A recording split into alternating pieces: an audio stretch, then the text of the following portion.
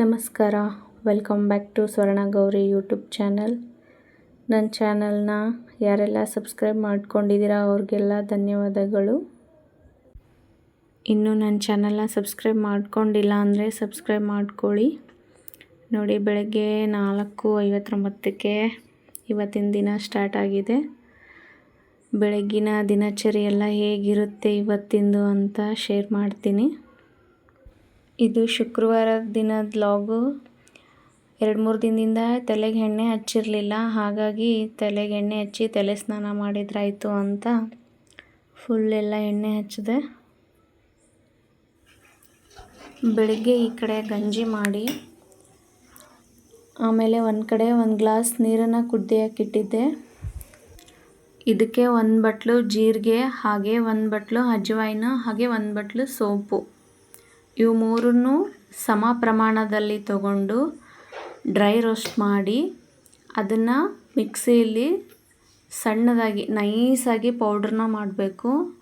ಆ powder ready ಮಾಡಿ ಇಟ್ಕೊಂಡ್ರೆ ನಾವು ಬೆಳಗ್ಗೆ ಇದನ್ನು ಮಾಡ್ಕೊಂಡು ಕುಡಿಬೋದು. ಇದರಿಂದ ಮುಖದಲ್ಲಿ ಪಿಂಪಲ್ಸ್ ಆಗಿದ್ದರೆ ಪಿಂಪಲ್ಸ್ ಕೂಡ ಕಮ್ಮಿ ಆಗುತ್ತೆ. ಹಾಗೆ ಮಲಬದ್ಧತೆ ಸಮಸ್ಯೆ ಇದ್ದರೆ ಮಲಬದ್ಧತೆ ಸಮಸ್ಯೆ ಕೂಡ ಕಡಿಮೆ ಆಗುತ್ತೆ. ಹಾಗೆ ವೆಯ್ಟ್ ಲಾಸ್ ಮಾಡೋರಿಗೂ ಕೂಡ ಈ ಡ್ರಿಂಕ್ ಹೆಲ್ಪ್ ಆಗುತ್ತೆ. ಇದನ್ನು ಸೋಸ್ಕೊಂಡ್ಬಿಟ್ಟು ಇದನ್ನು ಒಂದು ಸ್ವಲ್ಪ ಬಿಸಿಯಾಗಿರಬೇಕಾದ್ರೇ ಕುಡಿಬೇಕು. ಬಿಸಿ ಅಂದರೆ ತುಂಬ ಬಿಸಿ ಅಲ್ಲ, ಸ್ವಲ್ಪ ಉಗುರು ಬೆಚ್ಚಗಿರಬೇಕು. ಹಾಗೆ ಇದಕ್ಕೆ 1 ಸ್ಪೂನ್ ಜೇನುತುಪ್ಪನ ಸೇರಿಸಿ ಮಿಕ್ಸ್ ಮಾಡಿ ಬೆಳಗ್ಗೆ ಖಾಲಿ ಹೊಟ್ಟೆಯಲ್ಲೇ ಕುಡಿಬೇಕು. ಡೈಲಿ ಕುಡಿತಾ ಬನ್ನಿ, ವೆಯ್ಟ್ ಲಾಸ್ ತಾನಾಗೇ ಕಮ್ಮಿ ಆಗುತ್ತೆ. ನಾನು ಡೈಲಿ ಕುಡಿಯಲ್ಲ, ನಾನು ಒಂದೊಂದು ದಿನ ಒಂದೊಂದು ಥರ ಡ್ರಿಂಕ್ನ ಕುಡಿತೀನಿ. ಹಾಗಾಗಿ ಇವತ್ತು ಇದನ್ನು ಕುಡಿತಾ ಇದ್ದೆ, ಇದನ್ನು ಶೇರ್ ಮಾಡಿದ್ದೀನಿ ಅಷ್ಟೇ. ಬೆಳಗ್ಗೆ ನಾಷ್ಟಕ್ಕೆ ಉಪ್ಪಿಟ್ಟು ಮಾಡ್ತಾಯಿದ್ದೆ. ನಮ್ಮ ಮನೆಯವರು ಡ್ಯೂಟಿಗೆ ಹೋಗ್ತಾರೆ, 6 ಗಂಟೆಗೆ ಹೋಗೋದ್ರಿಂದ ಬೇಗನೆ ಮಾಡ್ತಾಯಿದ್ದೆ.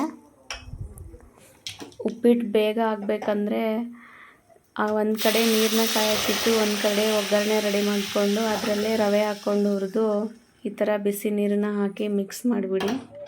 ತುಂಬ ಬೇಗ ಉಪ್ಪಿಟ್ಟು ರೆಡಿ ಆಗಿಬಿಡುತ್ತೆ. 1 5 ನಿಮಿಷದಲ್ಲೇ ರೆಡಿ ಆಗುತ್ತೆ ಅಂತ ಹೇಳ್ಬೋದು, ಅಷ್ಟು ಬೇಗ ರೆಡಿ ಆಗುತ್ತೆ ನೋಡಿ ಈ ಥರ ಮಾಡಿದರೆ. ನಾನಂತೂ ಯಾವಾಗಲೂ ಇದೇ ಥರನೇ ಮಾಡೋದು, ಉಪ್ಪಿಟ್ಟನ್ನ ಬೇಗ ಆಗುತ್ತೆ ಅಂತ ಅಷ್ಟೇ. ಉಪ್ಪಿಟ್ಟು ಗಂಜಿ ಎಲ್ಲ ಮಾಡಿ ವಾಕಿಂಗ್ ಬರೋಷ್ಟರಲ್ಲಿ ಕರೆದೇ ಬಿಟ್ಟಿತ್ತು ನೋಡಿ.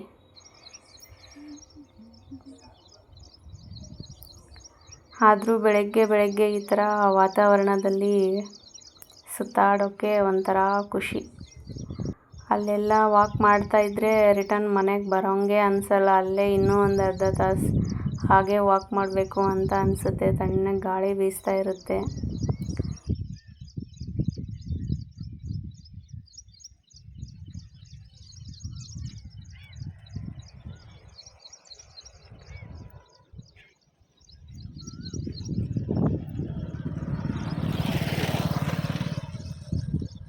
ನನ್ನ ಮಕ್ಕಳು ಎದ್ದಿದ್ದಾರೋ ಮಲಗಿದಾರೋ ನೋಡೋಣ ಬನ್ನಿ.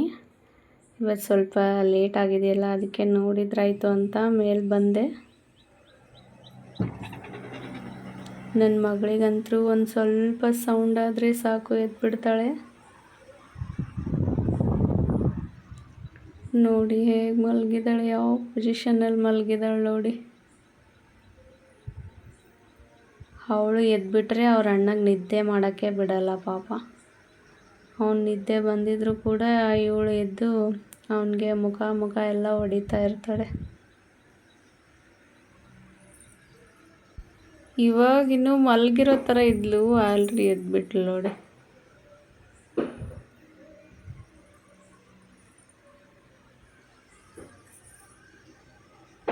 ಪಾಪ ಎಲ್ಲೈತೆ ಪಾಪ ಎಲ್ಲೈತೆ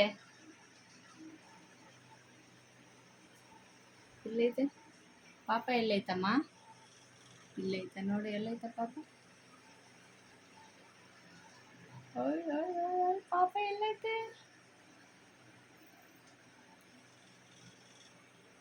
ಯಾರದು?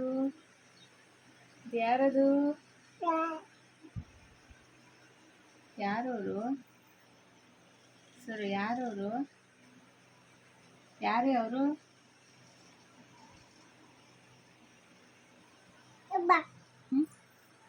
ಕೆಳಗೆ ಹೋಗ್ಬೇಕಾ?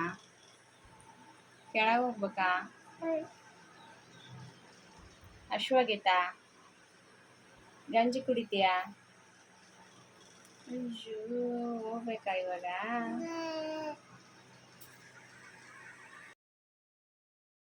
ನನ್ನ ಮಗಳು ಬೆಳಗ್ಗೆ ಎದ್ದ ತಕ್ಷಣವೇ ಕೆಳಗೆ ಬಂದು ಸೀದಾ ಅಡುಗೆ ಮನೆಗೆ ಬರ್ತಾಳೆ. ಅಡುಗೆ ಮನೆಗೆ ಬಂದು ನನಗೆ ಗಂಜಿ ಕೊಡಿ ಅಂತ ಕೇಳಿ ಒಂದು ಬಟ್ಲು ಗಂಜಿ ಕುಡ್ದೇ ಆಮೇಲೆ ಹೊರಗೆ ಹೋಗ್ತಾಳೆ. ಅಲ್ಲಿ ತನಕ ಅಡುಗೆ ಮನೆ ಬಿಟ್ಟು ಕದಲೋದೇ ಇಲ್ಲ.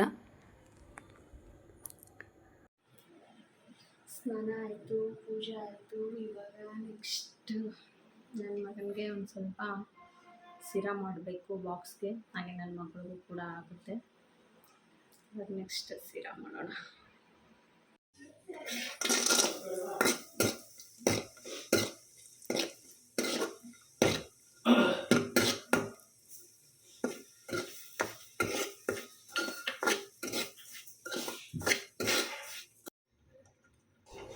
ನೋಡಿ, ವೈಟ್ ಸಿರಾ ರೆಡಿ ಆಯಿತು.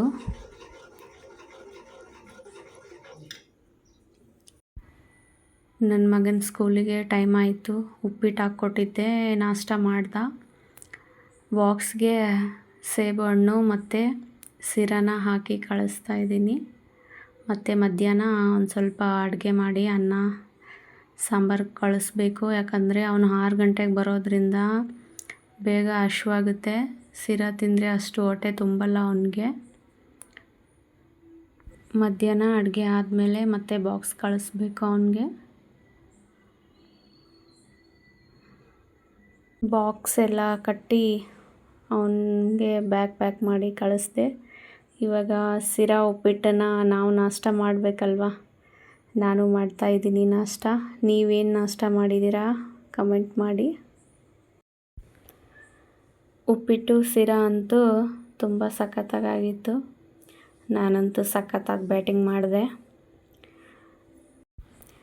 ನನ್ನ ಮಗಳಿಗೆ ಆಗಲೇ ಸಿರಾ ತಿನ್ನಿಸಿ ಹೊರಗಡೆ ಅವ್ರ ತಾತನ ಜೊತೆ ಆಟ ಆಡೋಕ್ಕೆ ಕಳಿಸಿದ್ದೆ. ಇವಾಗ ನಾನು ಬೇಗ ಬೇಗ ಅವಳು ಬರೋ ಅಷ್ಟರಲ್ಲೇ ನಾಷ್ಟ ಮಾಡ್ಕೋಬೇಕು. ನಾಷ್ಟ ಮಾಡೋ ಅಷ್ಟರಲ್ಲೇ ಬಂದುಬಿಟ್ಲು ನೋಡಿ ನನ್ನ ಮಗಳು. ಹೊರಗಡೆ ಹೋದ್ರೂ ಒಂದು 10-15 ನಿಮಿಷ ಇರ್ತಾಳೆ ಅಷ್ಟೇ. ಅಲ್ಲಿಂದ ಮತ್ತೆ ಮನೆಗೆ ಓಡ್ಕೊಂಡು ಬಂದುಬಿಡ್ತಾಳೆ. ಹಾಗೆ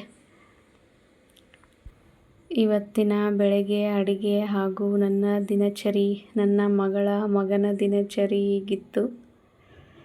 ಮತ್ತೆ ನೆಕ್ಸ್ಟ್ ವಿಡಿಯೋದೊಂದಿಗೆ ಸಿಗ್ತೀನಿ. ನನ್ನ ಚಾನಲ್ನ ಇನ್ನೂ ಸಬ್ಸ್ಕ್ರೈಬ್ ಮಾಡ್ಕೊಂಡಿಲ್ಲ ಅಂದರೆ ಸಬ್ಸ್ಕ್ರೈಬ್ ಮಾಡ್ಕೊಳ್ಳಿ. ಹಾಗೆ ಈ ವಿಡಿಯೋ ನಿಮಗೆ ಇಷ್ಟ ಆಗಿದ್ದರೆ ಒಂದು ಲೈಕ್ ಮಾಡಿ. ವಿಡಿಯೋನ ಕೊನೆ ತನಕ ನೋಡಿದ್ದಕ್ಕಾಗಿ ಧನ್ಯವಾದಗಳು. ಬಾಯ್.